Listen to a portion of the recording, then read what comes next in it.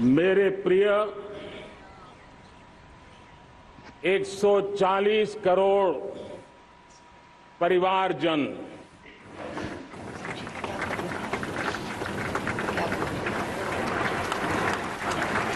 दुनिया का सबसे बड़ा लोकतंत्र और अब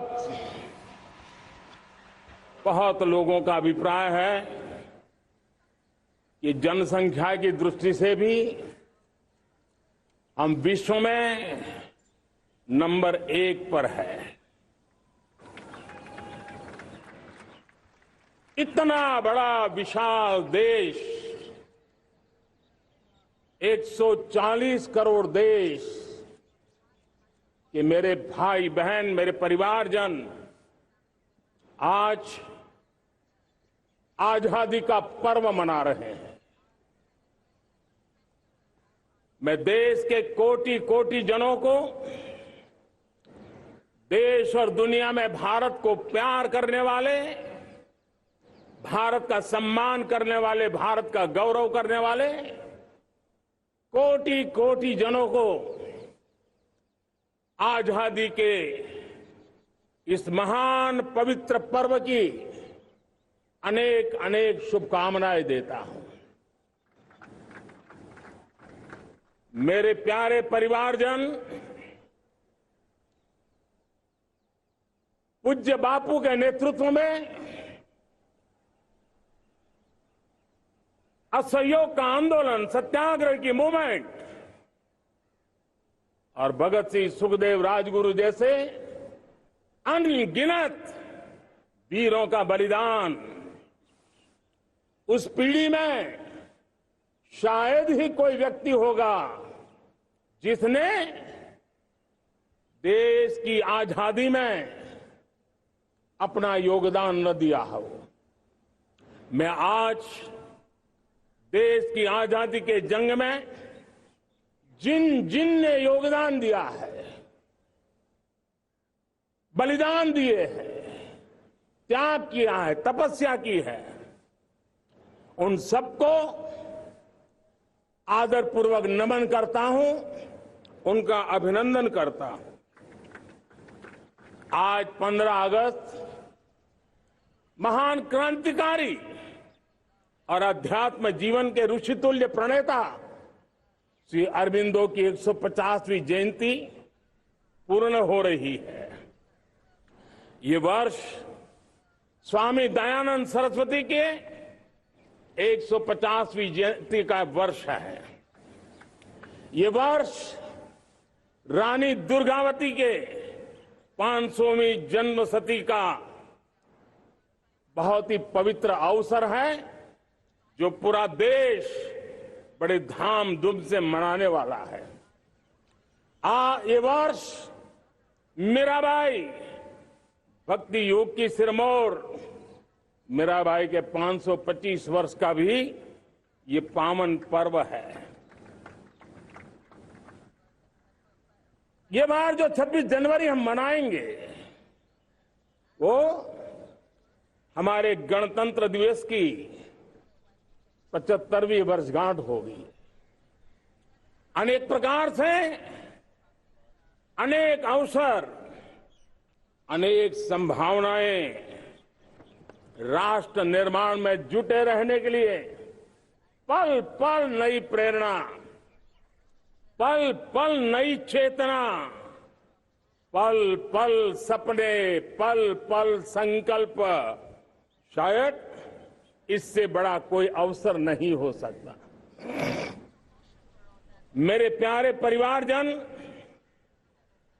इस बार प्राकृतिक आपदा ने देश के अनेक हिस्सों में अकल्पनीय संकट पैदा किए। जिन परिवारों ने इस संकट में सहन किया है, मैं उन सभी परिवारजनों के प्रति अपनी संवेदना प्रकट करता हूं और राज्य केंद्र सरकार मिलकर के उन सभी संकटों से जल्दी से मुक्त होकर के फिर तेज गति से आगे बढ़ेंगे, ये मैं विश्वास दिलाता हूं। मेरे प्यारे परिवारजनों, पिछले कुछ सप्ताह नॉर्थ ईस्ट में, विशेषकर मणिपुर में और हिंदुस्तान के भी अन्य कुछ भागों में, लेकिन विशेषकर मणिपुर में जो हिंसा का दौर चला, कई लोगों को अपना जीवन खोना पड़ा, मां बेटियों के सम्मान के साथ खिलवाड़ हुआ। लेकिन कुछ दिनों से लगातार शांति की खबरें आ रही हैं। देश मणिपुर के लोगों के साथ है। देश मणिपुर के लोगों को पिछले कुछ दिनों से जो शांति बनाए रखी है, उस शांति के पर्व को आगे बढ़ाए और शांति से ही समाधान का रास्ता निकलेगा और राज्य और केंद्र सरकार मिलकर के उन समस्याओं के समाधान के लिए भरपूर प्रयास कर रही है, करती रहेगी। मेरे प्यारे परिवारजनों, जब हम इतिहास की तरफ नजर करते हैं तो इतिहास में कुछ पल ऐसे आते हैं जो अपनी अमिट छाप छोड़ करके जाते हैं और उसका प्रभाव सदियों तक रहता है। और कभी कभी शुरुआत में वो बहुत छोटा लगता है, छोटी सी घटना लगती है, लेकिन वो अनेक समस्याओं की जड़ बन जाती है।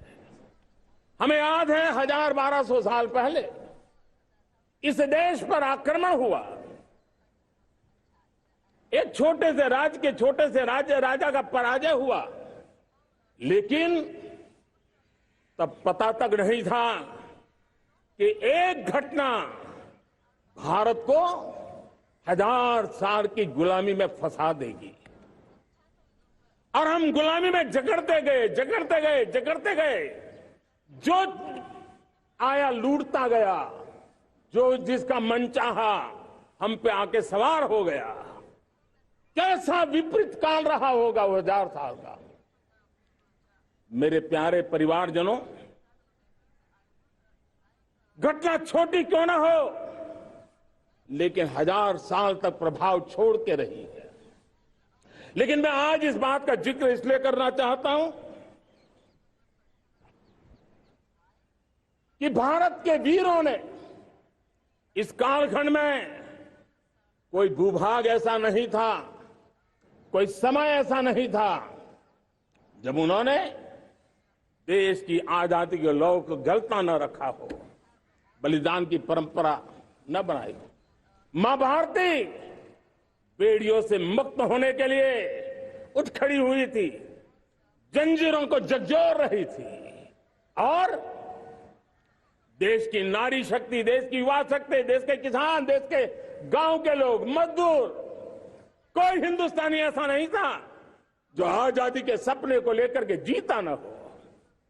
आजादी को पाने के लिए मर मिटने के लिए तैयार होने वालों की एक बड़ी फौज तैयार हो गई थी। जेलों में जवानी खपाने वाले अनेक महापुरुष हमारे देश की आजादी को, इन गुलामी की बेड़ियों को तोड़ने के लिए लगे हुए थे। मेरे प्यारे परिवारजनों, जनचेतना का वो व्यापक रूप, त्याग और तपस्या का वो व्यापक रूप, जन जन के अंदर एक नए विश्वास जगाने वाला वो पल आखिरकार 1947 में देश आजाद हुआ। 1000 साल की गुलामी में संजोए हुए सपने देशवासी पूरे करते हुए देखे। साथियों, मैं 1000 साल पहले की बात इसलिए कह रहा हूं, मैं देख रहा हूं फिर एक बार देश के सामने एक मौका आया है।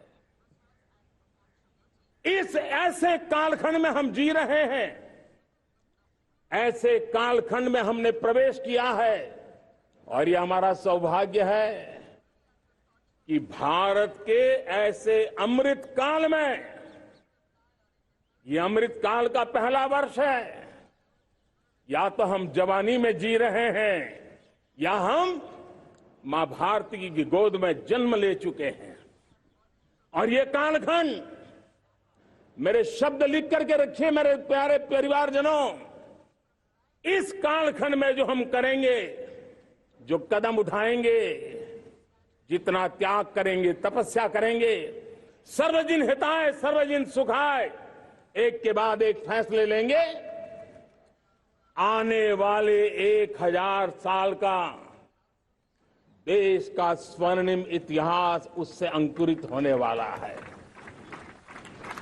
इस कालखंड में होने वाली घटनाएं आगामी 1000 साल के लिए इसका प्रभाव पैदा करने वाली है।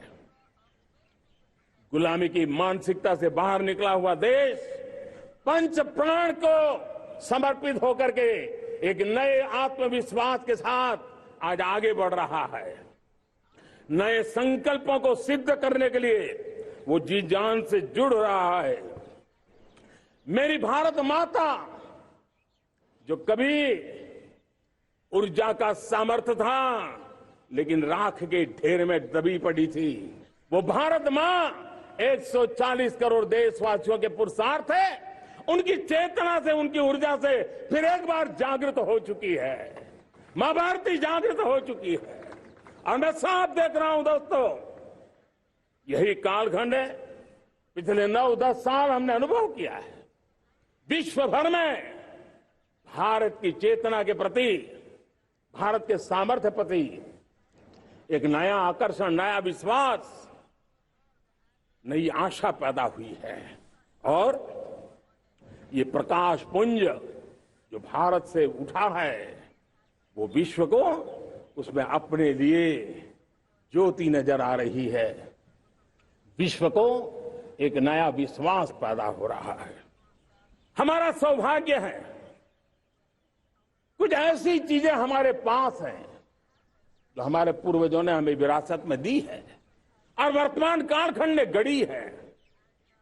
आज हमारे पास डेमोग्राफी है, आज हमारे पास डेमोक्रेसी है, आज हमारे पास डायवर्सिटी है। डेमोग्राफी, डेमोक्रेसी और डायवर्सिटी की ये त्रिवेणी भारत के हर सपने को साकार करने का सामर्थ्य रखती। आज पूरे विश्व में वहां देशों की उम्र ढल रही है, ढलाव पर है, तब भारत यौवन की तरफ ऊर्जावान होकर के बढ़ रहा है। कितने बड़े गौरव का कालखंड है कि आज 30 साल की कम आयु की जनसंख्या दुनिया में सर्वाधिक कहीं है तो ये मेरे भारत मां की गोद में है, ये मेरे देश में है। और 30 साल से कम उम्र की नौजवान हो मेरे देश के पास हो, कोटि कोटि भुजाएं हो, कोटि कोटि मस्तिष्क हो, कोटि कोटि सपने, कोटि कोटि संकल्प हो, तो भाइयों बहनों, मेरे प्रिय परिवारजनों, हम इच्छित परिणाम प्राप्त करके रह सकते हैं।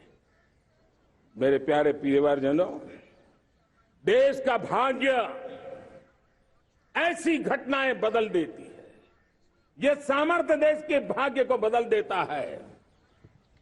भारत 1000 साल की गुलामी और आने वाले 1000 साल के भव्य भारत के बीच में पड़ाव पर हम खड़े हैं, एक ऐसी संधि पर खड़े हैं।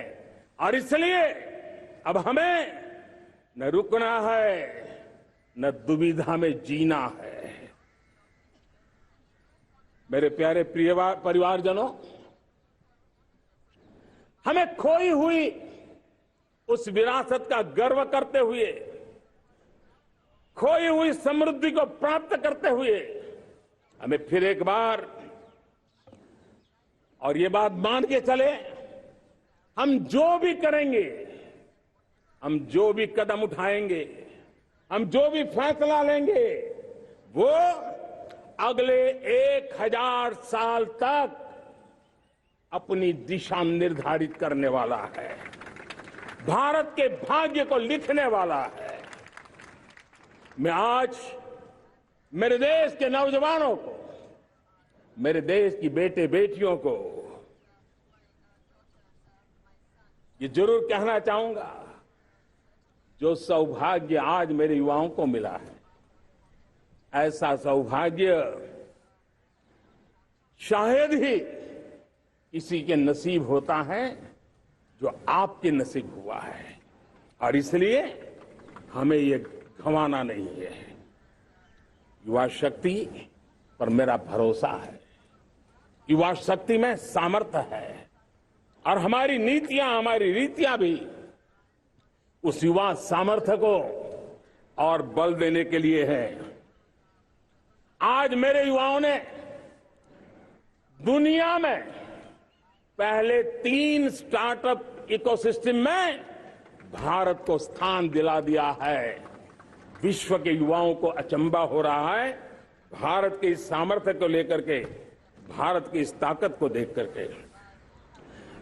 आज दुनिया टेक्नोलॉजी ड्रिवन है और आने वाला युग टेक्नोलॉजी से प्रभावित रहने वाला है, और तब टेक्नोलॉजी में भारत की जो टैलेंट है उसकी एक नई भूमिका रहने वाली है। साथियों, मैं पिछले दिनों G20 समिट में बाली गया था, और बाली में दुनिया के समृद्ध देश, दुनिया के विकसित देश भी, उनके मुखिया मुझे भारत की डिजिटल इंडिया की सफलता के लिए बारीकियों से जानने के लिए इच्छुक थे।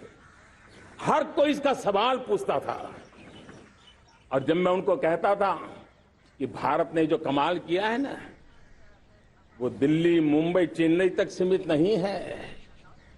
भारत ने जो कमाल कर रहा है, मेरे टियर 2, टियर 3 सिटी के युवा भी आज मेरे देश का भाग्य गढ़ रहे हैं। छोटे छोटे स्थान के मेरे नौजवान, और मैं आज बड़े विश्वास से कहता हूं, देश का ये जो सामर्थ्य नया नजर आ रहा है, और इसलिए मैं कहता हूं, हमारे छोटे शहर आकार और आबादी में छोटे हो सकते हैं। ये हमारे छोटे छोटे शहर, हमारे कस्बे आकार और आबादी में छोटे हो सकते हैं, लेकिन आशा और आकांक्षा, प्रयास और प्रभाव वो किसी से कम नहीं है। वो सामर्थ्य उनके अंदर है। नए ऐप्स, नए सॉल्यूशन, टेक्नोलॉजी डिवाइस। अब खेलों की दुनिया देखिए, कौन बच्चे हैं? झुग्गी झोंपड़ी से निकले हुए बच्चे आज खेलों की दुनिया में पराक्रम दिखा रहे हैं। छोटे छोटे गांव के, छोटे छोटे कस्बे के नौजवान, हमारी बेटे बेटियां आज कमाल दिखा रही हैं। अब देखिए, मेरे देश की 100 जितनी स्कूल ऐसी हैं जहां के बच्चे सैटेलाइट बना करके सैटेलाइट छोड़ने की तैयारियां कर रही है। आज हजारों टिंकरिंग लैब नए वैज्ञानिकों का गर्भाधान कर रही है।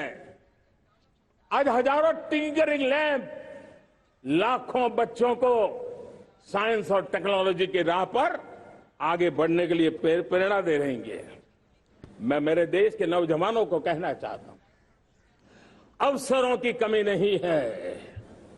आप जितने अवसर चाहेंगे, ये देश आसमान से भी ज्यादा अवसर आपने देने का सामर्थ्य रखता है। मैं आज लाल किले की प्राचीर से मेरे देश की माताओं, बहनों, मेरे देश की बेटियों को हृदय से अभिनंदन करना चाहता हूं। देश आज जब पहुंचा है, अब विशेष शक्ति जुड़ रही है मेरी माताओं बहनों के सामर्थ्य की। आज देश प्रगति की राह पर चल पड़ा है, तो मैं मेरे किसान भाई बहनों का भी अभिनंदन करना चाहता हूं। ये आप ही का पुरुषार्थ है, ये आप ही का परिश्रम है कि देश आज कृषि क्षेत्र में आगे बढ़ रहा है।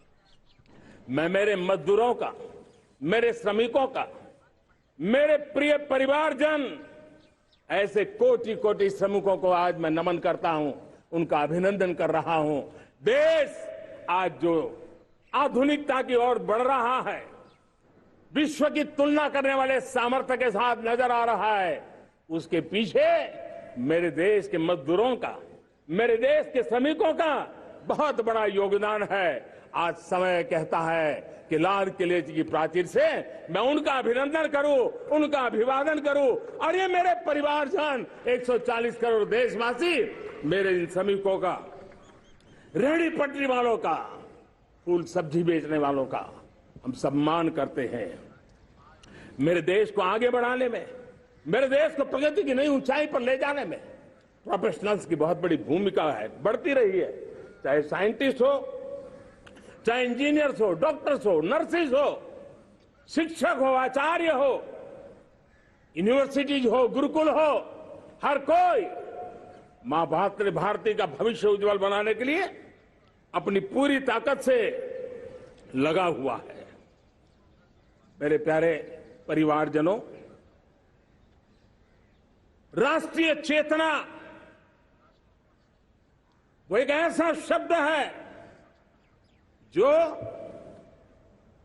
हमें चिंताओं से मुक्त कर रहा है, और आज वो राष्ट्रीय चेतना ये सिद्ध कर रही है कि भारत का सबसे बड़ा सामर्थ्य बना है भरोसा, भारत का सबसे बड़ा सामर्थ्य बना है विश्वास।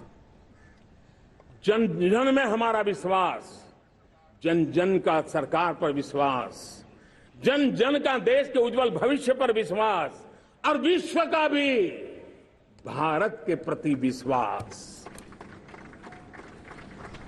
ये विश्वास हमारी नीतियों का है, हमारी रीति का है। भारत के उज्जवल भविष्य को जिस निर्धारित मजबूत कदमों से हम आगे बढ़ा रहे हैं, उसका है। भाइयों बहनों, मेरे प्यारे परिवारजनों, ये बात निश्चित है कि भारत का सामर्थ्य और भारत की संभावनाएं विश्वास की नई बुलंदियों को पार करने वाली है, और ये विश्वास की नई बुलंदियां नए सामर्थ्यों को लेकर के चलनी चाह रही है। आज देश में G20 समिट के मेहमान नवाजी का भारत को अवसर मिला है। अब पिछले एक साल से हिंदुस्तान के हर कोने में जिस प्रकार से G20 के अनेक ऐसे आयोजन हुए, अनेक कार्यक्रम हुए हैं, उसने देश के सामान्य मानवीय के सामर्थ्य को विश्व को परिचित करा दिया है, भारत की विविधता का परिचय कराया है, भारत की डायवर्सिटी को दुनिया अचंभे से देख रही है, और उसके कारण भारत के तरफ आकर्षण बढ़ा है, भारत को जानने की, समझने की इच्छा जगी है। उसी प्रकार से आप देखिए एक्सपोर्ट, आज भारत का एक्सपोर्ट के तेजी से बढ़ रहा है, और मैं कहना चाहता हूं दुनिया के एक्सपर्ट्स इन सारे मानदंडों के आधार पर कह रहे हैं कि अब भारत रुकने वाला नहीं है।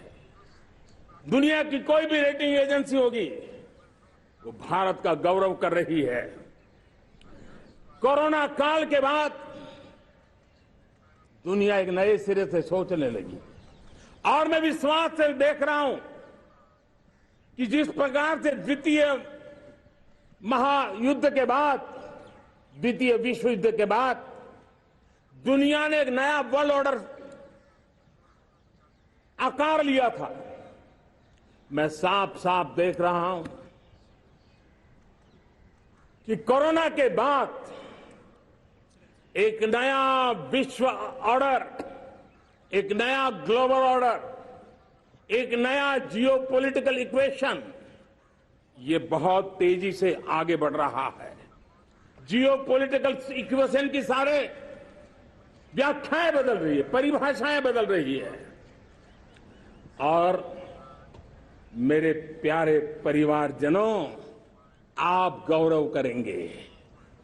बदलते हुए विश्व को शेप देने में आज मेरे 140 करोड़ देशवासियों, आपका सामर्थ्य नजर आ रहा है।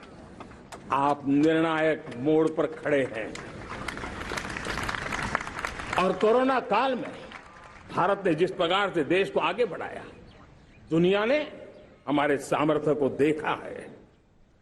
जब दुनिया के सप्लाई चेन तहस नहस हो गई थी, बड़ी बड़ी अर्थव्यवस्थाओं पर दबाव था, उस समय भी हमने कहा था हमें विश्व का विकास देखना है तो मानव केंद्रीय होना चाहिए, मानवीय संवेदनाओं से भरा हुआ होना चाहिए और तब जाकर के समस्याओं का सही समाधान निकालेंगे। और कोविड ने हमें सिखाया है या हमें मजबूर किया है, लेकिन मानवीय संवेदनाओं को छोड़ करके हम विश्व का कल्याण नहीं कर सकते। आज भारत ग्लोबल साउथ की आवाज बन रहा है। भारत की समृद्ध विरासत आज दुनिया के लिए एक अवसर बन रहा है। Global economy, global supply chain, इसमें भारत की हिस्सेदारी, मैं पक्का विश्वास से कहता हूं, आज जो भारत में परिस्थिति पैदा हुई है, आज जो भारत ने कमाया है, वो दुनिया में स्थिरता की गारंटी लेकर के आया है। दोस्तों,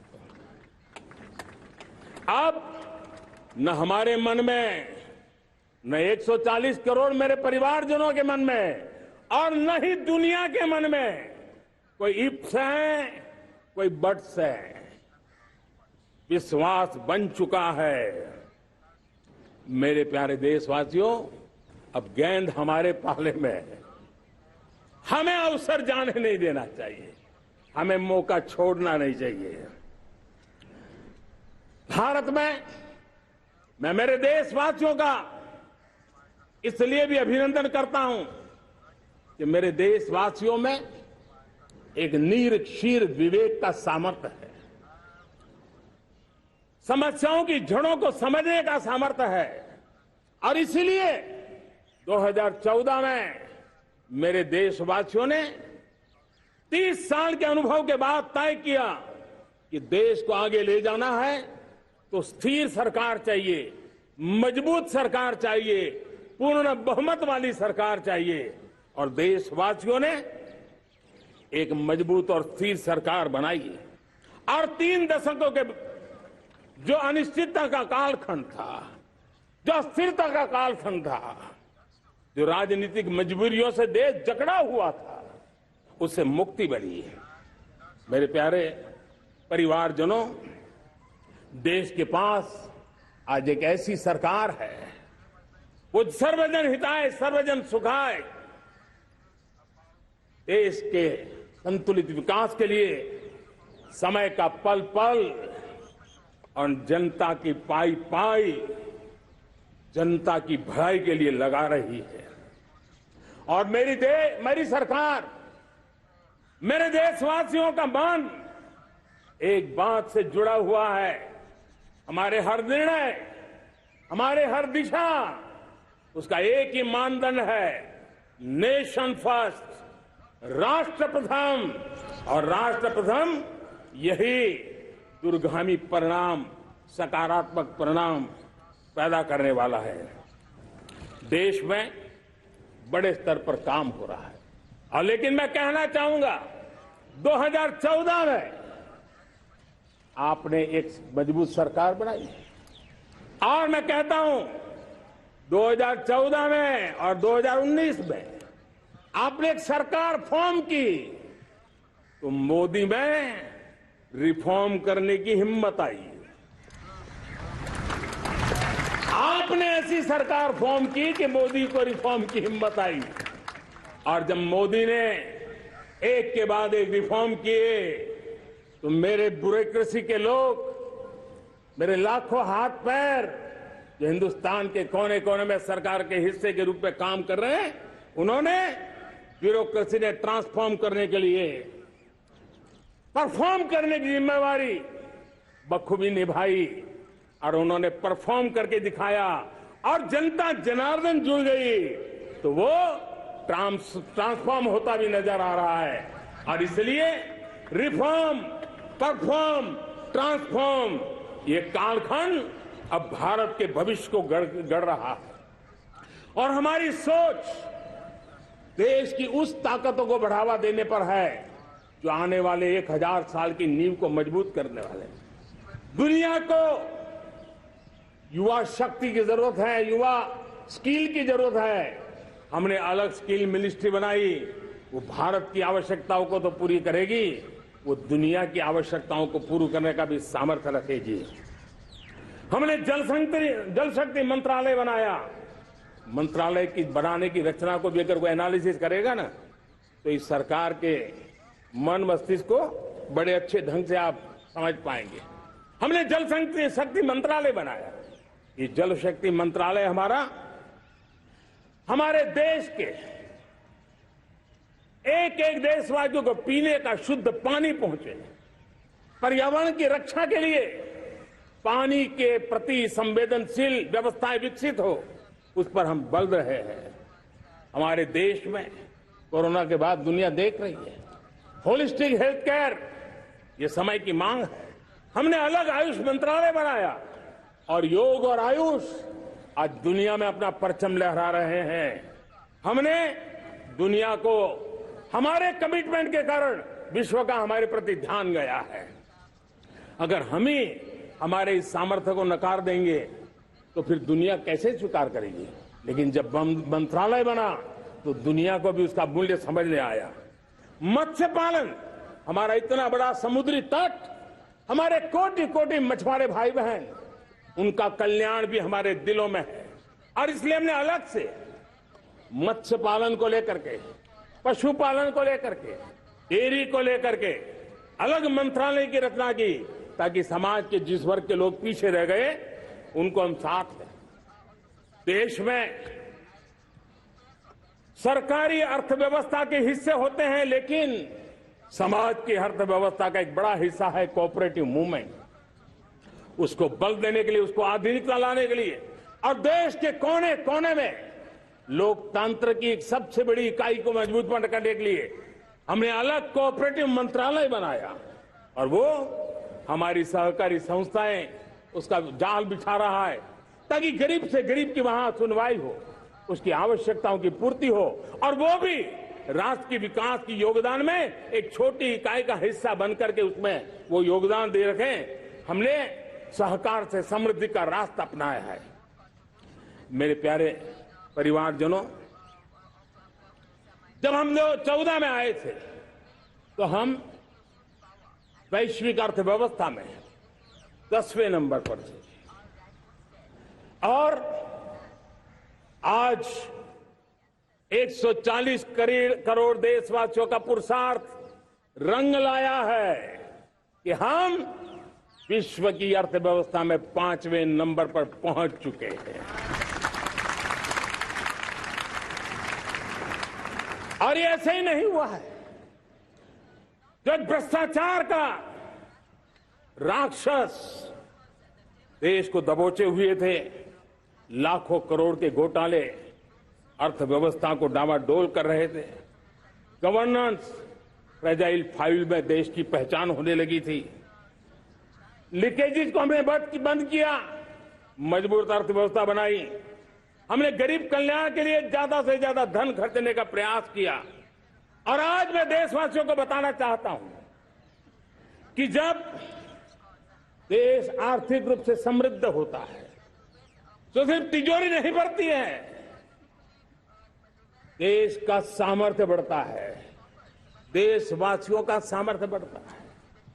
और तिजोरी का पाई पाई अगर ईमानदारी से जनता जनार्दन के लिए खर्च करने का संकल्प लेने वाली सरकार हो तो परिणाम के साथ है। मैं 10 साल का हिसाब तिरंगे की साक्षी में लाल किले की प्राचीर से मेरे देशवासियों को दे रहा हूं। आंकड़े देख करके आपको लगेगा इतना बड़ा बदलाव, इतना बड़ा सामर्थ्य। 10 साल पहले राज्यों को 30 लाख करोड़ रुपए भारत सरकार की तरफ से जाते थे। पिछले 9 साल में यह आंकड़ा 100 लाख करोड़ पर पहुंचा है। पहले स्थानीय निकाय के विकास के लिए भारत सरकार के खजाने से 70,000 करोड़ रुपया जाता था, आज वो 3 लाख करोड़ से भी ज्यादा जा रहा है। पहले गरीबों के घर बनाने के लिए 90,000 करोड़ रुपया खर्च होता था, आज वो 4 गुना होकर के 4 लाख करोड़ से भी ज्यादा खर्च गरीबों के घर बनाने के लिए हो रहा है। पहले गरीबों को यूरिया सस्ता मिले, जो यूरिया की बैग दुनिया के कुछ बाजारों में 3,000 में बिकती है, वो यूरिया की बैग मेरे किसानों को 300 में मिले, और इसलिए देश की सरकार 10 लाख करोड़ रुपया मेरे किसानों की यूरिया में सब्सिडी दे रहा है। मुद्रा योजना 20 लाख करोड़ रुपए, उससे भी ज्यादा मेरे देश के नौजवानों को स्वरोजगार के लिए, अपने व्यवसाय के लिए, अपने कारोबार के लिए दिए हैं। 8 करोड़ लोगों ने नया कारोबार शुरू किया है, और 8 करोड़ लोगों ने कारोबार शुरू किया है, ऐसा नहीं, हर कारोबारी ने एक या दो लोगों को रोजगार दिया है। 8 से 10 करोड़ नए लोगों को रोजगार देने का सामर्थ्य ये मुद्रा योजना से लाभ लेने वाले 8 करोड़ नागरिकों को करा है। एमएसएमईज को करीब 3.5 लाख करोड़ रुपए की मदद से कोरोना के संकट में भी उनको डूबने नहीं दिया, मरने नहीं दिया, उनको एक ताकत दी है। 1 रैंक 1 पेंशन मेरे देश के सेना के जवानों का एक सम्मान का विषय था। 70,000 करोड़ रुपया भारत की तिजोरी से आज पहुंचा है, मेरे निवृत्त सेना के नायकों के जेब में, उनके परिवार में पहुंचा है। सभी कैटेगरी में, मैंने तो कुछ ही गिनाए, मैं ज्यादा समय लेना नहीं चाहता। हर कैटेगरी में पहले की तुलना में अनेक गुना धन देश के विकास के लिए, कोने कोने में रोजगार पैदा करने के लिए, पाई पाई का उपयोग भारत का भाग्य बदलने के लिए हो, और इसलिए हमने काम किया है। और मेरे प्यारे प्रियजनों, इतना ही नहीं, हमने इन सारे प्रयासों का परिणाम है कि आज 5 साल के मेरे एक कार्यकाल में, 5 साल के कार्यकाल में, 5 साल में 13.5 करोड़ मेरे गरीब भाई बहन गरीबी की जंजीरों को तोड़ करके न्यू मिडिल क्लास के रूप में बाहर आए हैं। जीवन का इससे बड़ा कोई संतोष नहीं होता। मेरे प्यारे प्रिय परिवारजनों, और जब 13.5 करोड़ लोग गरीबी की इस मुसीबतों से बाहर निकलते हैं, तो कैसी कैसी योजनाएं उनको मदद दी है। उनको आवास योजना का लाभ मिलना, पीएम स्वनिधि से 50,000 करोड़ रुपया रेहड़ी पटरी वालों तक पहुंचाया है। आने वाले दिनों में, आने वाली विश्वकर्मा जयंती पर एक कार्यक्रम हम लागू करेंगे। इस विश्वकर्मा जयंती पर हम करीब 13-15 हजार करोड़ रुपया से, जो परंपरागत कौशल्य से रहने वाले लोग, जो औजार से और अपने हाथ से काम करने वाला वर्ग है, ज्यादातर ओबीसी समुदाय से, हमारे सुथार हो, हमारे सोनार हो, हमारे राजमिस्त्री हो, हमारे कपड़े धोने वाले काम करने वाले लोग हो, हमारे बाल काटने वाले भाई बहन परिवार हो, ऐसे लोगों को एक नई ताकत देने के लिए हम आने वाले महीने में विश्वकर्मा जयंती पर विश्वकर्मा योजना लॉन्च करेंगे और करीब 13-15 हजार करोड़ से उसका प्रारंभ करेंगे। हमने पीएम किसान सम्मान निधि में 2.5 लाख करोड़ रुपया सीधा मेरे देश के किसानों के खाते में जमा किया है। हमने जल जीवन मिशन, हर घर में शुद्ध पानी पहुंचे, 2 लाख करोड़ रुपया खर्च किया है। हमने आयुष्मान भारत योजना, ताकि गरीब को बीमारी के कारण अस्पताल जाने से जो मुसीबत होती थी उसको मुक्ति दिलाना, उसको दवाई मिले, उसका उपचार हो, ऑपरेशन हो, अच्छे से अच्छी हॉस्पिटल में हो। आयुष्मान भारत योजना के तहत 70,000 करोड़ रुपए हमने लगाए हैं। पशुधन, देश ने कोरोना वैक्सीन की बात तो देश को याद है, 40,000 करोड़ रुपए लगाए, वो तो याद है। लेकिन आपको जानकर के खुशी होगी, हमने पशुधन को बचाने के लिए करीब करीब 15,000 करोड़ रुपया पशुधन के टीकाकरण के लिए लगाया है। मेरे प्यारे देशवासियों, मेरे प्यारे परिवारजनों, जन औषधि केंद्रों ने देश के सीनियर सिटीजन्स को, देश के मध्यम वर्गीय परिवार को एक नई ताकत दी है। जिस संयुक्त परिवार में अगर किसी को एक डायबिटीज जैसा हो जाए, 2-3 हजार रुपया दवाई का बिल स्वाभाविक हो जाता है। हमने जन औषधि केंद्र से जो दवाई बाजार में 100 रुपए में मिलती है, वो 10 रुपया, 15 रुपया, 20 रुपए में दी। और आज देश में 1,000 जन औषधि केंद्रों से मेरे इन बीमारी में जिनको दवाई की जरूरत थी, ऐसे लोगों के करीब 20,000 करोड़ रुपया उनके जेब में बचा है। और ये ज्यादातर मध्यम वर्ग के परिवार के लोग हैं। लेकिन आज उसकी सफलता को देखते हुए मैं देशवासियों को कहना चाहता हूं, जैसे हम एक विश्वकर्मा योजना लेकर के समाज के उस वर्ग को छूने वाले हैं, अब देश में 10,000 जन औषधि केंद्र से हम 25,000 जन औषधि केंद्र का लक्ष्य लेकर के आने वाले दिनों में काम करने वाले हैं। मेरे प्यारे परिवारजनों, जब देश में गरीबी कम होती है तो देश की मध्यम वर्ग की ताकत बहुत बढ़ती है। और अगर दुनिया में, और मैं आपको विश्वास दिलाता हूं, आने वाले 5 साल में मोदी का गारंटी है, देश पहले 3 वैश्विक इकोनॉमी में अपना जगह ले लेगा। ये पक्का जगह ले लेगा। आज जो 13.5 करोड़ गरीबी से बाहर आए हुए लोग हैं, वो एक प्रकार से मध्यम वर्ग की ताकत बन जाते हैं। जब गरीब की खरीद शक्ति बढ़ती है तो मध्यम वर्ग की व्यापार शक्ति बढ़ती है।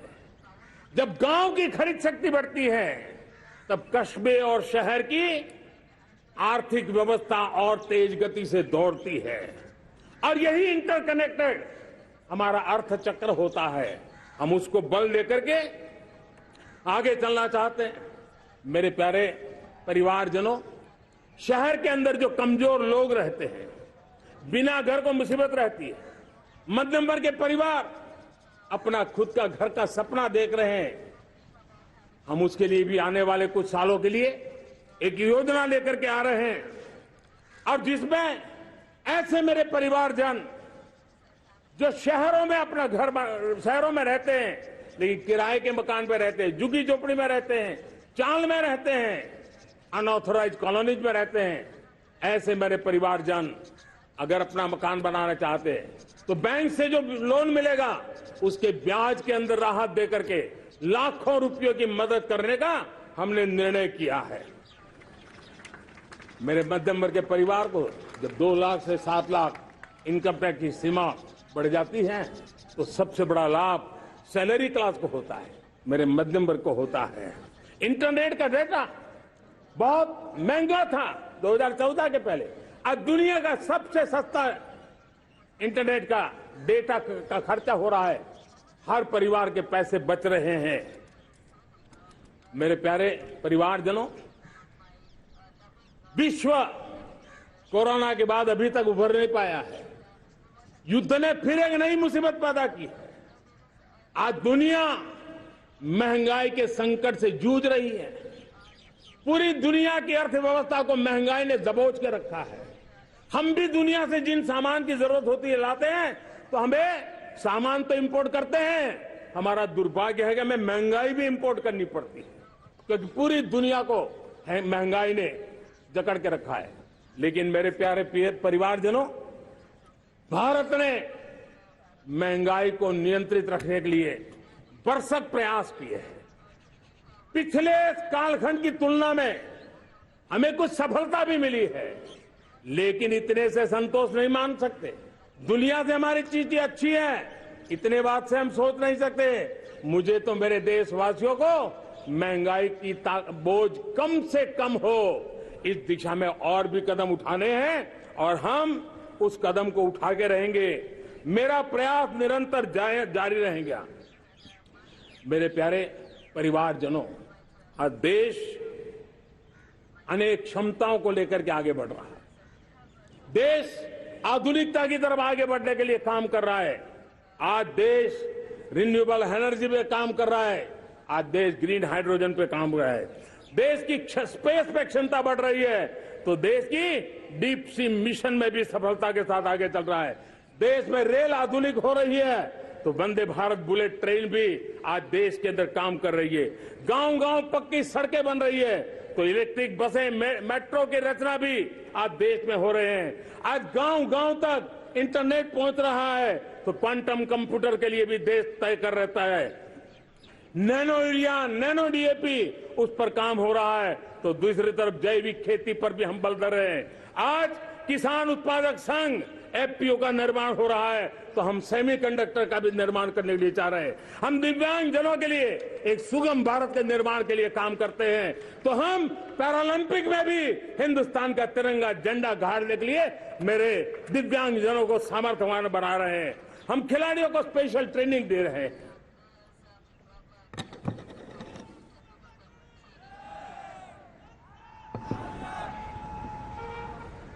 आज भारत पुरानी सोच, पुराने ढर्रे को छोड़ करके लक्ष्यों को तय करके लक्ष्यों को प्राप्त करने की दिशा से चल रहा है। और जब मैं कहता हूं ना कि जिसका शिलान्यास हमारी सरकार करती है, उसका उद्घाटन भी हमारे कालखंड में करते हैं। इन दिनों जो मैं शिलान्यास कर रहा हूं ना, आप लिख के रखिए, उसके उद्घाटन भी आप सबने मेरे नसीब में ही छोड़े हुए हैं। हमारी कार्य संस्कृति बड़ा सोचना, दूर का सोचना, सर्वजन हिताय सर्वजन सुखाय सोचना, ये हमारी कार्यशैली रही है। और सोच से भी ज्यादा, संकल्प से भी ज्यादा हासिल कैसे करना, इस ऊर्जा के साथ हम काम करते हैं। हमने आजादी के काल अमृत महोत्सव में 75,000 अमृत सरोवर बनाने का संकल्प किया था। उस समय हमने हर जिले में 75 अमृत सरोवर बनाने का संकल्प किया था। करीब 50-55 हजार अमृत सरोवर की कल्पना की थी, लेकिन आज करीब 75,000 अमृत सरोवर का काम निर्माण हो रहा है। ये अपने आप में बहुत बड़ा काम हो रहा है। जनशक्ति और जल शक्ति की ताकत भारत के पर्यावरण की रक्षा में भी काम आने वाली है। 18,000 गांवों तक बिजली पहुंचाना, जनधन बैंक खाते खोलना, बेटियों के लिए शौचालय बनाना, सारे टारगेट समय के पहले पूरी शक्ति से पूरे करेगा। और जब भारत ठान लेता है तो उसे पूरा करके रहता है। ये हमारा ट्रैक रिकॉर्ड कहता है।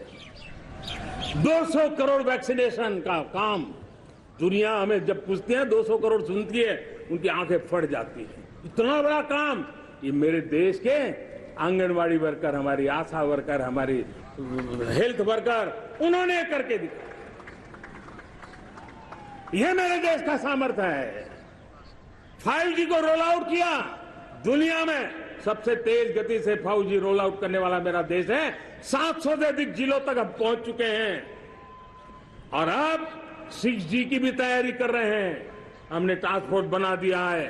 रिन्यूएबल एनर्जी, हम टारगेट से पहले चले हैं। हमने रिन्यूएबल एनर्जी 2030 का जो टारगेट तय किया था, 21-22 में इसको पूरा कर दिया। हमने इथेनॉल में 20% ब्लेंडिंग की बात कही थी, वो भी हमने समय से 5 साल पहले पूरा कर दिया। हमने $500 बिलियन के एक्सपोर्ट की बात की थी, वो भी समय के पहले $500 बिलियन से ज्यादा कर दिया। हमने तय किया, जो हमारे देश में 25 साल से चर्चा हो रही थी कि देश में नई संसद बने, पार्लियामेंट का कोई सत्र ऐसा नहीं था नई संसद के। ये मोदी है, समय के पहले नई संसद बना करके रख दिया। मेरे प्यारे भाई बहनों, ये काम करने वाली सरकार है, निर्धारित लक्ष्यों को पार करने वाली सरकार है। ये नया भारत है। ये आत्मविश्वास से भरा हुआ भारत है। ये संकल्पों को चरितार्थ करने के लिए जी जान से जुटा हुआ भारत है। और इसलिए ये भारत न रुकता है, ये भारत न थकता है, ये भारत न हाँफता है और न ही ये भारत हारता है। और इसलिए मेरे प्यारे परिवारजनों, आर्थिक शक्ति बढ़ी है तो हमारी सामरिक शक्ति को भी एक नई ताकत मिली है।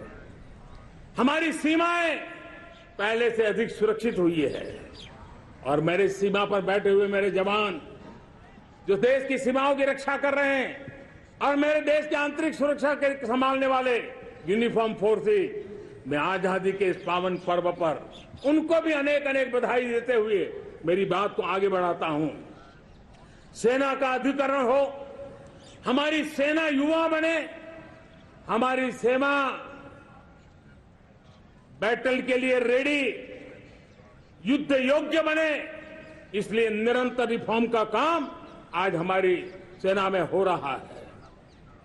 मेरे प्यारे परिवारजनों, आए दिन हम लोग सुना करते थे, यहां बम धमाका हुआ, वहां बम धमाका हुआ, हर जगह पे लिखा हुआ रहता था कि इस बैग को मत छूना, अनाउंसमेंट होते रहते थे। आज देश सुरक्षा की अनुभूति कर रहा है और जब सुरक्षा होती है, शांति होती है, तो प्रगति के नए अरमान हम पूरे कर सकते हैं। उसको लिए सीरियल बम धमाके का जमाना बीती हुई बात हो गई है। निर्दोषों की जो मौत होते थे वो बीते हुए कल की बात हो गई है। आज देश में आतंकी हमलों में भारी कमी आई है। नक्सल प्रभावित क्षेत्रों में भी बहुत बड़ा बदलाव आया है, बहुत बड़ा परिवर्तन का एक वातावरण बना है।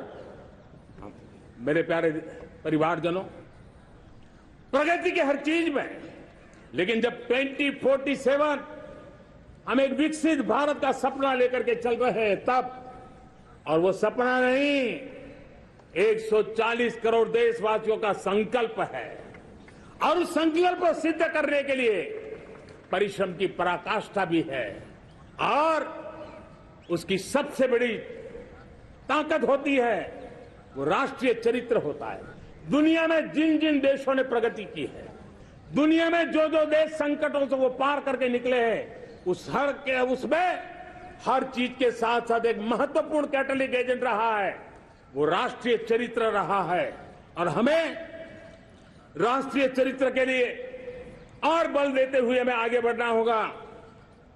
हमारा देश, हमारा राष्ट्रीय चरित्र ओजस्वी हो, तेजस्वी हो, पुरुषार्थी हो, पराक्रमी हो, प्रखर हो, ये हम सबका सामूहिक दायित्व है। और आने वाले 25 साल हम एक ही मंत्र को लेकर चले, ये हमारे राष्ट्रीय चरित्र के सिरमौर होना चाहिए। एकता का संदेश, भारत की एकता को जीना, भारत की एकता को आंच आए, न ऐसी मेरी भाषा होगी, न ऐसा मेरा कोई कदम होगा। हर पल देश को जोड़ने का प्रयास मेरी तरफ से भी होता रहेगा। भारत की एकता हमें सामर्थ्य देती है। उत्तर हो, दक्षिण हो, पूर्व हो, पश्चिम हो, गांव हो, शहर हो, पुरुष हो, नारी हो, हम सबने एकता के भाव के साथ और विविधता भरे देश में एकता का सामर्थ्य होता है। और दूसरी महत्व की बात मैं देख रहा हूं, अगर 2047 में हमें हमारे देश को विकसित भारत के रूप में देखना है तो हमें श्रेष्ठ भारत के मंत्र को जीना होगा, हमें चरितार्थ करना होगा।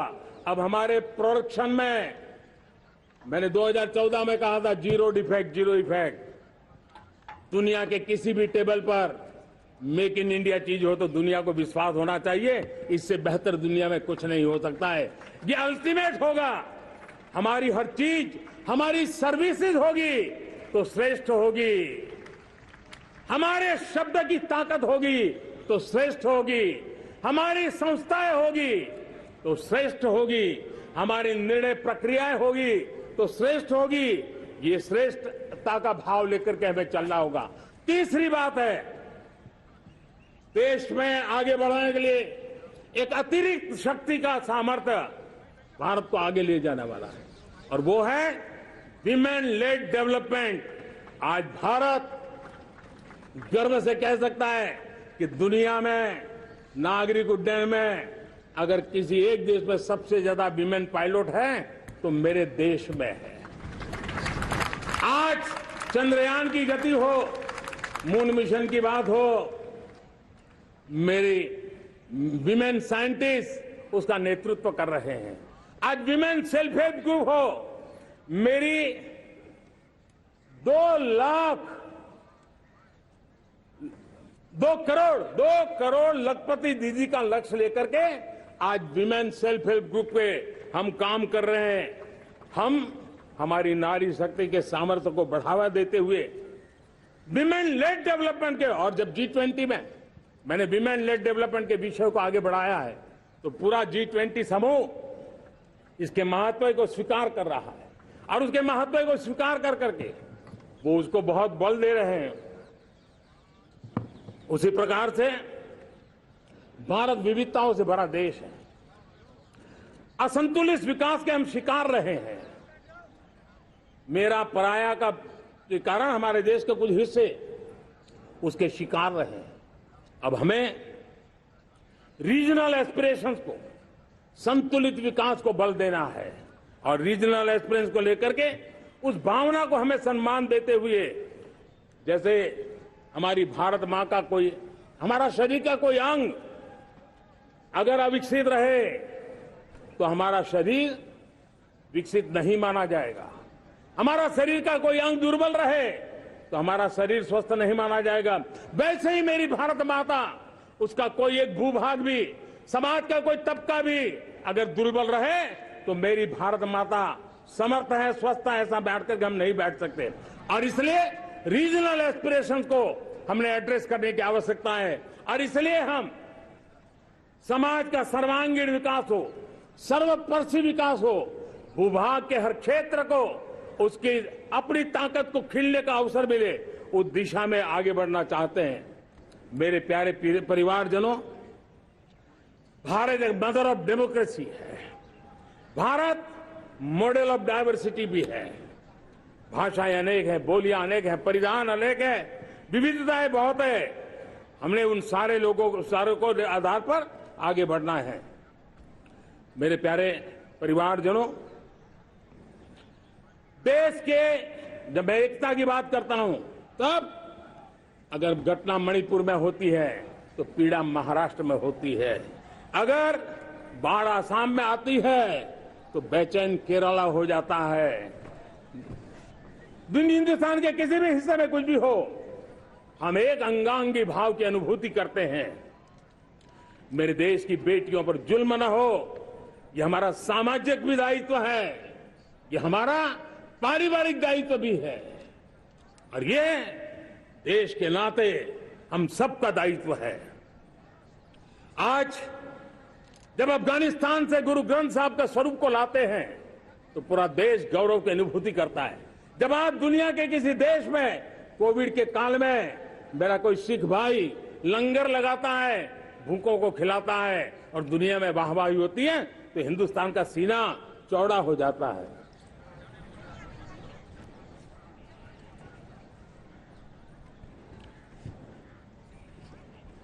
मेरे प्यारे परिवारजनों, हमारे लिए जब नारी सम्मान की बात करते हैं, मुझे अभी एक देश में दौरा कर रहा था, तो वहां एक बहुत ही सीनियर मिनिस्टर, उसने मुझे एक सवाल पूछा।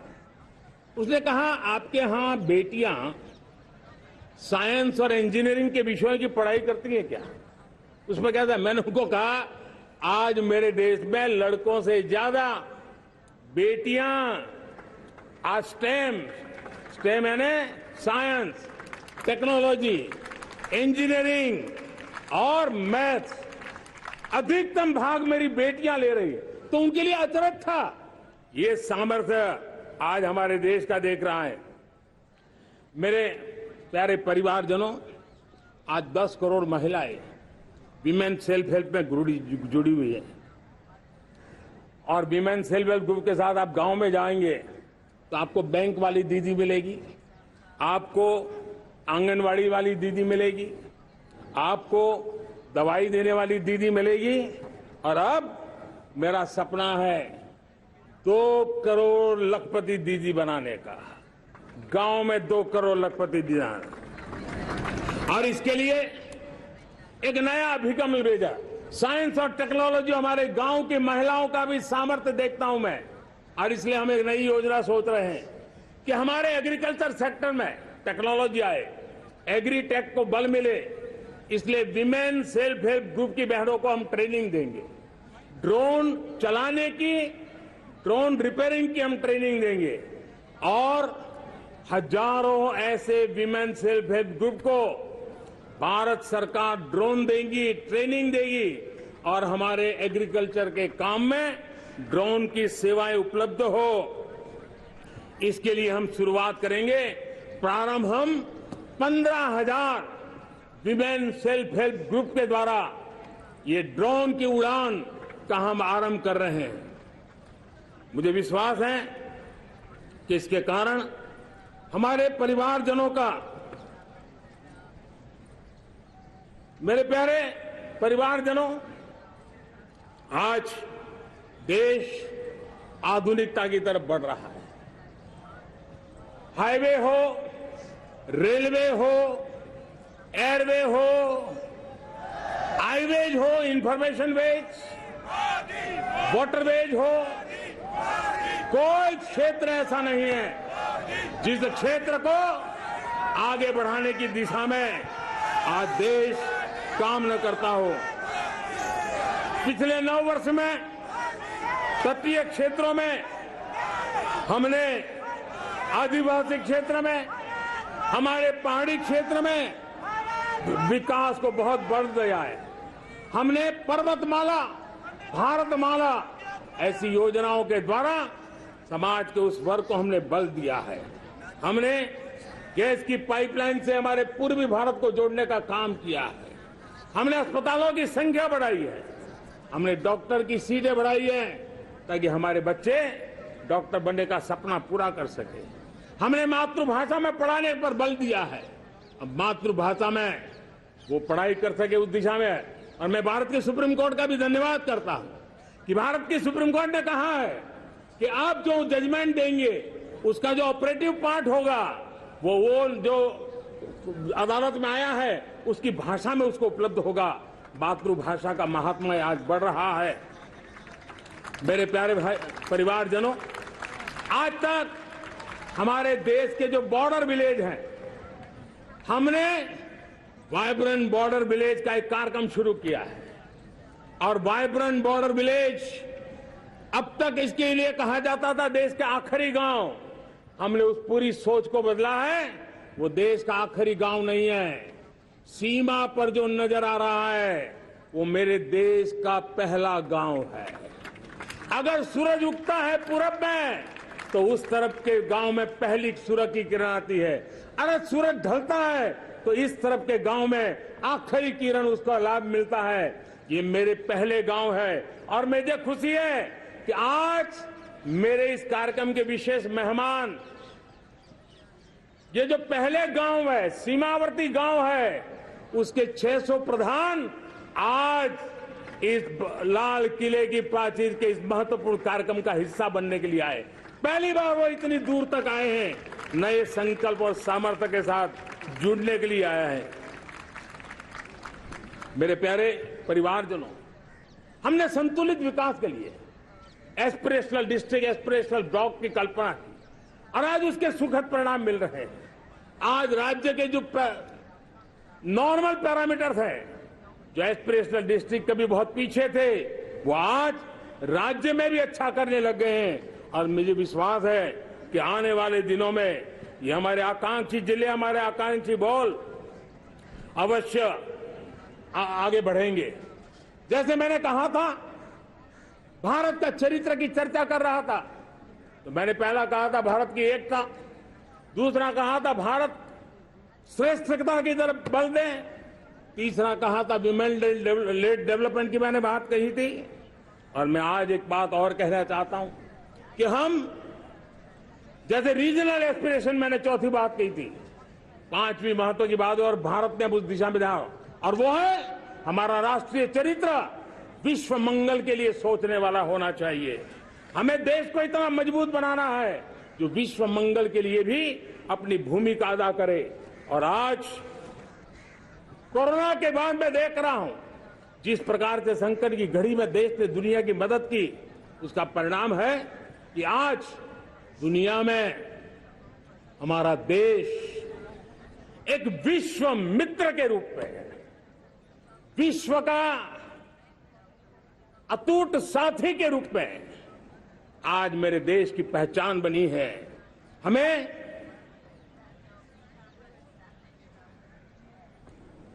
जब विश्व मंगल की बात करते हैं तब भारत का मूलभूत विचार है, उस विचार को हम आगे बढ़ाने लोग हैं। और मुझे खुशी है कि आज अमेरिकी संसद के भी कई चुने हुए गणमान्य प्रतिनिधि भी आज हमारे 15 अगस्त के इस अवसर में हमारे बीच में मौजूद है। भारत की सोच कैसी है, हम विश्व मंगल की बात को कैसे आगे बढ़ाते हैं। अब देखिए, हम जब सोचते हैं तो क्या कहते हैं, हमने दुनिया के सामने ये दर्शन रखा है और दुनिया उस दर्शन को लेकर के हमारे साथ जुड़ रही है। हमने कहा one sun, one world, one grid. Renewable energy के क्षेत्र में एक बहुत बड़ा हमारा स्टेटमेंट है, आज दुनिया उसको स्वीकार कर रही है। कोविड के बाद हमने दुनिया को कहा हमारा अप्रोच होना चाहिए वन अर्थ, वन हेल्थ।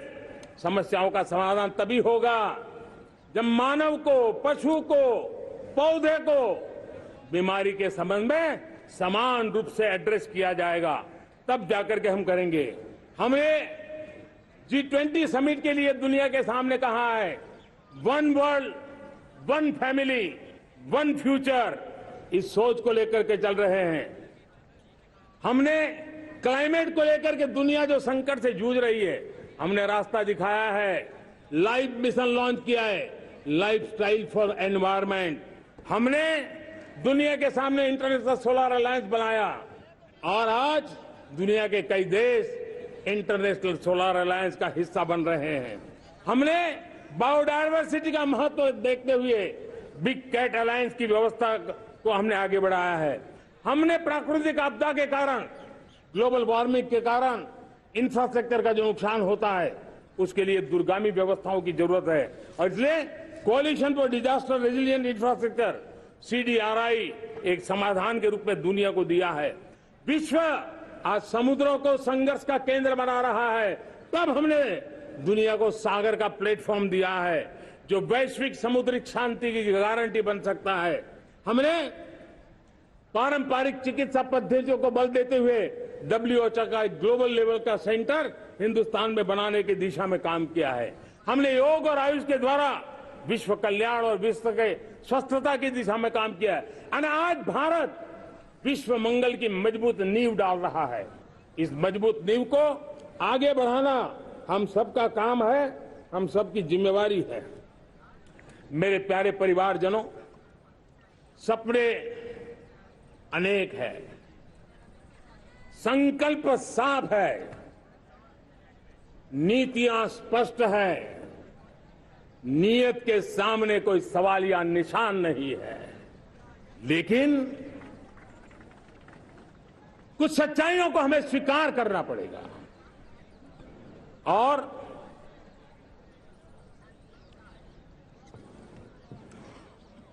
उसके समाधान के लिए मेरे प्रिय परिवारजनों, मैं आज लाल किले से आपकी मदद मांगने आया हूं। मैं लाल किले से आपके आशीर्वाद मांगने आया हूं, क्योंकि पिछले सालों मैंने देश को जो समझा है, देश की आवश्यकताओं को जो मैंने परखा है और अनुभव के आधार पर मैं कह रहा हूं कि आज गंभीरतापूर्वक उन चीजों को हमें लेना होगा। आजादी के अमृतकाल में 2047 में जब देश आजादी के 100 साल मनाएगा, उस समय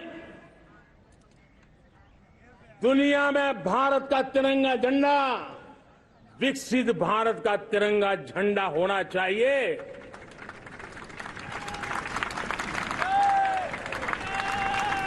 रत्ती भर भी हमें रुकना नहीं है, पीछे नहीं हटना है।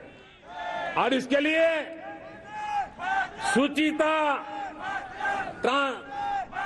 पारदर्शिता और निष्पक्षता, ये पहली मजबूती की जरूरत है। हमें उस मजबूती को जितना ज्यादा खाद पानी दे सकते हैं, संस्थाओं के माध्यम से दे सकते हैं, नागरिक के नाते दे सकते हैं, परिवार के नाते दे सकते हैं, ये हमारा सामूहिक दायित्व होना चाहिए। और इसलिए पिछले 75 साल का इतिहास देखिए, भारत के सामर्थ्य में कोई कमी नहीं थी। अरे जो देश कभी सोना की चिड़िया कहा जाता था, वो देश क्यों न फिर से उस सामर्थ्य को लेकर के खड़ा हो सकता है। मेरा अटूट विश्वास है साथियों, मेरे प्रिय परिवारजनों, मेरा अखंड अटूट एक निष्ठ विश्वास है कि 2047 में जब देश आजादी के 100 साल मनाएगा, मेरा देश विकसित भारत बन के रहेगा। और ये मैं मेरे देश के सामर्थ्य के आधार पर कह रहा हूं, मेरे उपलब्ध संसाधनों के आधार पर कह रहा हूं, और सबसे ज्यादा 30 से कम आयु वाली मेरी युवा शक्ति के भरोसे कह रहा हूं, मेरी माताओं बहनों के सामर्थ्य के भरोसे कह रहा हूं। लेकिन उसके सामने अगर कोई रुकावट है, कुछ विकृतियां पिछले 75 साल में ऐसे घर कर गई है, हमारी समाज व्यवस्था का ऐसा हिस्सा बन गई है कि कभी कभी तो हम आंख भी बंद कर देते हैं। अब आंख बंद करने का समय नहीं है। अगर सपनों को सिद्ध करना है, संकल्प को पार करना है, तो हमें ये आंख में चोली बंद करके, आंख में आंख मिला करके 3 बुराइयों से लड़ना बहुत समय की मांग है। हमारे देश की सारी समस्याओं की जड़ में भ्रष्टाचार ने दिमक की तरह देश की सारी व्यवस्थाओं को, देश के सामर्थ्य को पूरी तरह नोच लिया है। भ्रष्टाचार से मुक्ति, भ्रष्टाचार के खिलाफ जंग हर इकाई में, हर क्षेत्र में। और मैं देशवासियों, मेरे प्रिय परिवारजनों, ये मोदी के जीवन का कमिटमेंट है। ये मेरे व्यक्तित्व का एक कमिटमेंट है कि मैं भ्रष्टाचार के खिलाफ लड़ाई लड़ता रहूंगा। दूसरा, हमारे देश को नोच लिया है परिवारवाद ने। इस परिवारवाद ने देश को जिस प्रकार से जकड़ के रखा है, उसने देश के लोगों का हक छीना है। और तीसरी बुराई तुष्टीकरण की है। ये तुष्टीकरण में भी देश के मूलभूत चिंतन को, देश के सर्व समावेशक हमारे राष्ट्रीय चरित्र को दाग लगा दिए हैं, तहस नहस कर दिया है इन लोगों ने। और इसलिए मेरे प्यारे देशवासियों, इसलिए मेरे प्यारे परिवारजनों, हमें इन 3 बुराइयों के खिलाफ पूरे सामर्थ्य के साथ लड़ना है। भ्रष्टाचार, परिवारवाद, तुष्टीकरण, ये चुनौतियां हमारे, ये ऐसी चीजें पनपी है जो हमारे देश के लोगों का जो आकांक्षा है उसका दमन करती है। हमारे देश के कुछ लोगों के पास जो छोटा मोटा सामर्थ्य है उसका शोषण करती है। ये ऐसी चीजें हैं जो हमारे लोगों की आशा आकांक्षाओं को सवाल या निशान में गाड़ देती है। हमारे गरीब हो, हमारे दलित हो, हमारे पिछड़े हो, हमारे पसमानदा हो, हमारे आदिवासी भाई बहन हो, हमारी माताएं बहनें हो, हमने सबने उनके हकों के लिए इन 3 बुराइयों से मुक्ति पानी है। हमें भ्रष्टाचार के खिलाफ एक नफरत का माहौल बनाना है। जैसे गंदगी हमें नफरत पैदा करती है ना, मन में गंदगी पसंद नहीं है, ये सार्वजनिक जीवन की इससे बड़ी कोई गंदगी नहीं हो सकती। और इसलिए हमारे स्वच्छता अभियान को एक नया मोड़ ये भी देना है कि हमें भ्रष्टाचार से मुक्ति पानी है। सरकार टेक्नोलॉजी से भ्रष्टाचार की मुक्ति के लिए बहुत प्रयास कर रही है। आपको जानकर के हैरानी होगी, इस देश में पिछले 9 साल में एक काम मैंने ऐसे किया, आंकड़ा सुनोगे तो लोग कहेंगे मोदी ऐसा करता है। जैसे 10 करोड़ लोग करीब करीब जो गलत फायदा उठाते थे वो मैंने रोक दिया। तो आप में से कोई कहेगा आपने लोगों से अन्याय कर दिया। जी नहीं, ये 10 करोड़ कौन लोग थे? ये 10 करोड़ वो लोग थे जिनका जन्म ही नहीं हुआ था और उनके नाम पर उनके विडो हो जाते थे, वो वृद्ध हो जाते थे, वो दिव्यांग हो जाते थे, फायदे लिए जाते थे। 10 करोड़ ऐसे बेनामी जो चीजें चलती थी उसको रोकने का पवित्र काम, भ्रष्टाचारियों की संपत्ति जो हमने जब्त की है ना, वो पहले की तुलना में 20 गुना ज्यादा की है। मेरे प्यारे परिवारजनों, ये आपकी कमाई का पैसा लोग लेकर के भागे थे, 20 गुना ज्यादा संपत्ति को जब्त करने का। और इसलिए लोगों की मेरे प्रति नाराजगी होना बहुत स्वाभाविक है, लेकिन मुझे भ्रष्टाचार के खिलाफ की लड़ाई को आगे बढ़ाना है। हमारे सरकारी व्यवस्था ने पहले कैमरा के सामने तो कुछ हो जाता था, लेकिन बाद में चीजें अटक जाती थी। हमने पहले की तुलना में कई गुना ज्यादा अदालत में चार्जशीट की है और अब जमानतें भी नहीं मिलती हैं। वैसी पक्की व्यवस्था को लेकर के हम आगे बढ़ रहे हैं, क्योंकि हम ईमानदारी से भ्रष्टाचार के खिलाफ लड़ रहे हैं। आज परिवारवाद और तुष्टीकरण, इसने देश का बहुत बड़ा दुर्भाग्य किया है। अब लोकतंत्र में ये कैसे हो सकता है कि पॉलिटिकल पार्टी, और मैं विशेष बल दे रहा हूं पॉलिटिकल पार्टी, आज मेरे देश के लोकतंत्र में एक ऐसी विकृति आई है जो कभी भारत के लोकतंत्र को मजबूती नहीं दे सकती।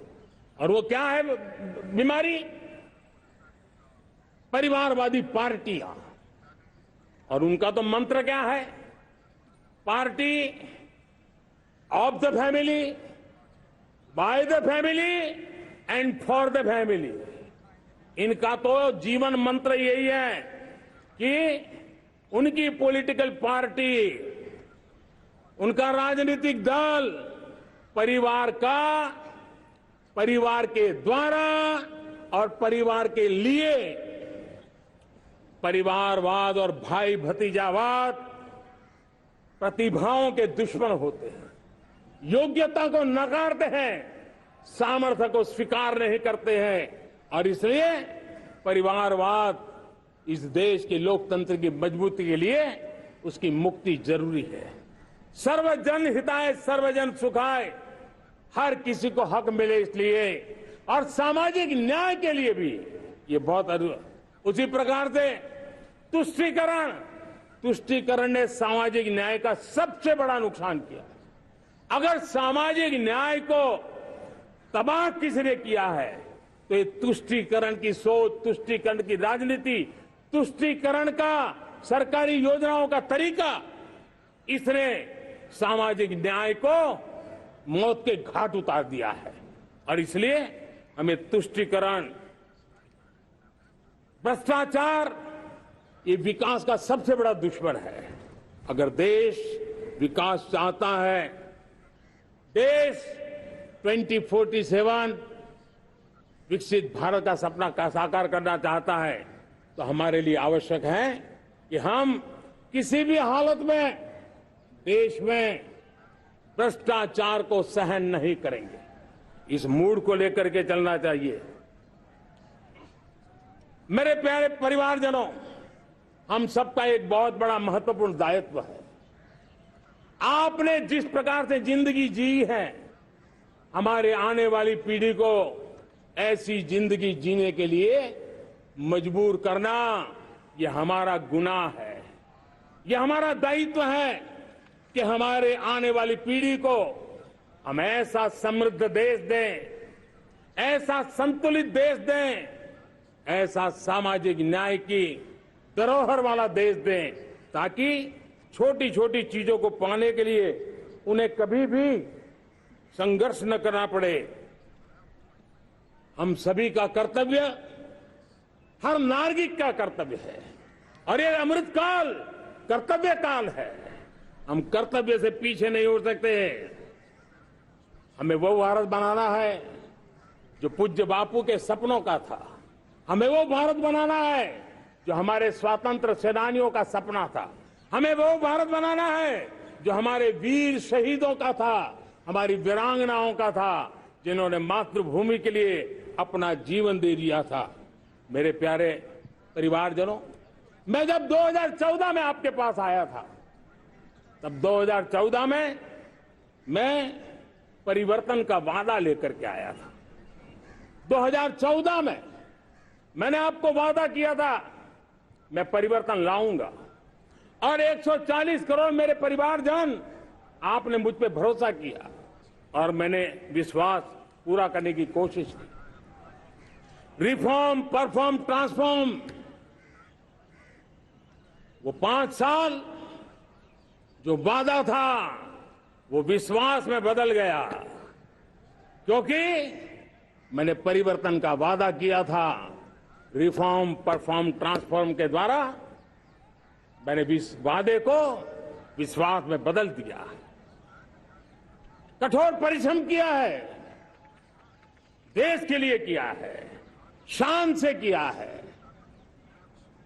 सिर्फ और सिर्फ नेशन फर्स्ट, राष्ट्र सर्वोपरि, इस भाव से किया है।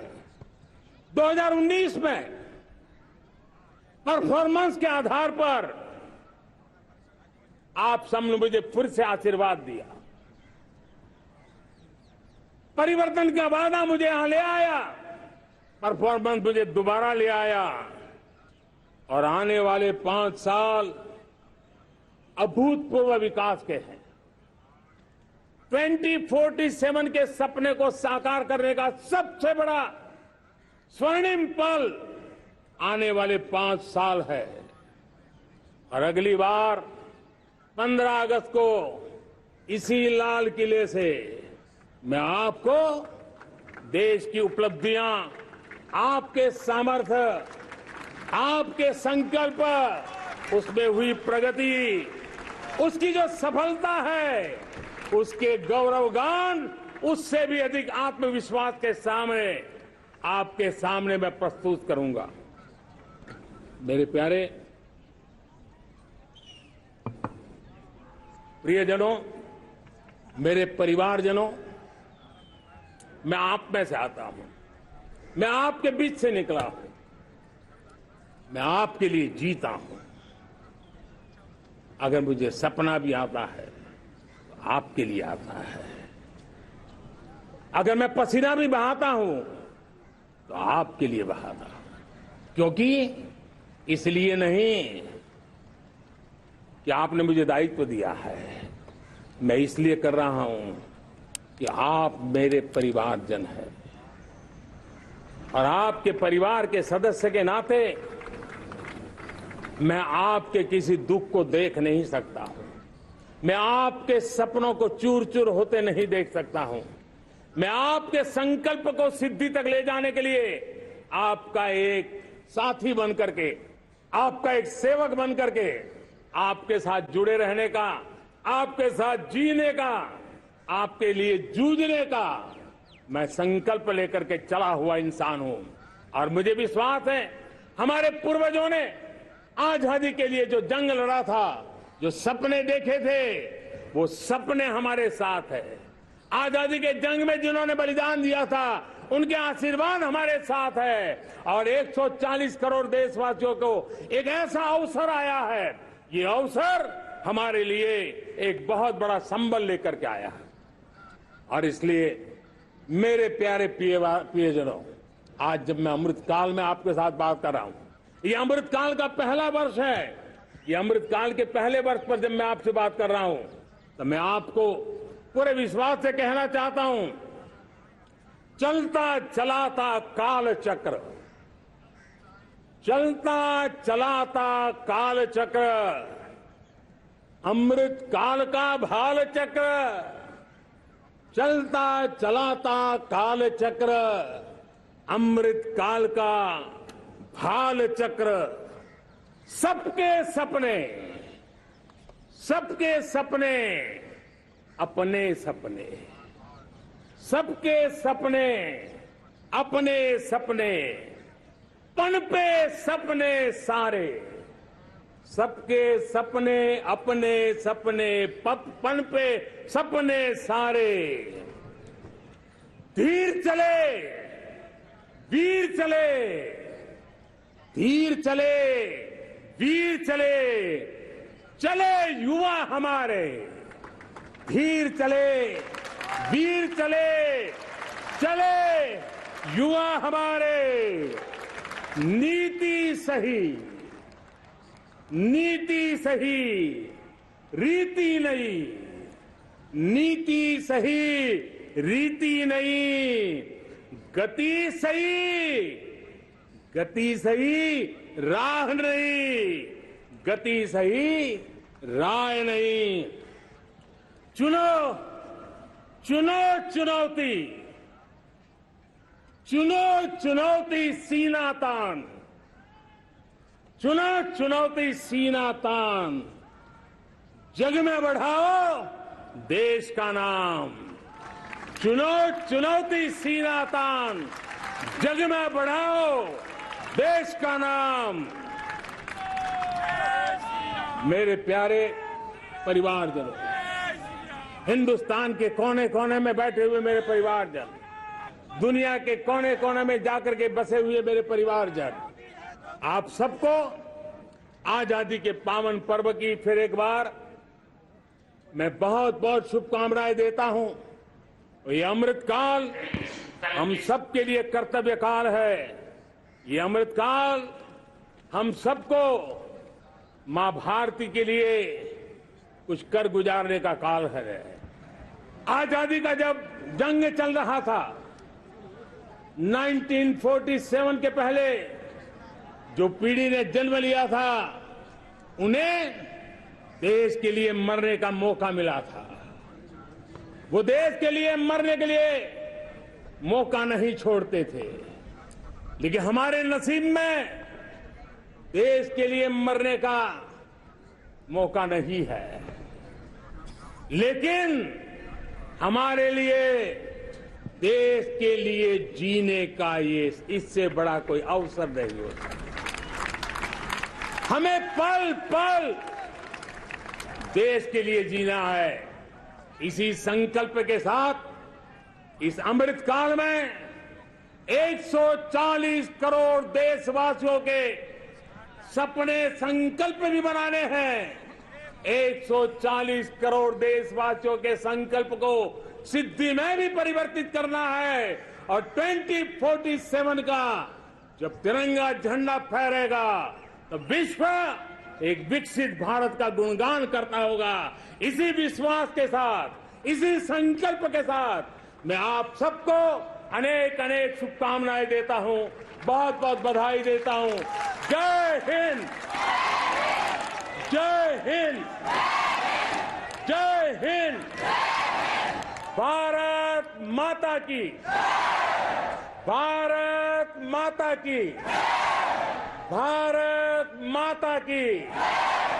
वंदे, वंदे, वंदे। बहुत बहुत धन्यवाद।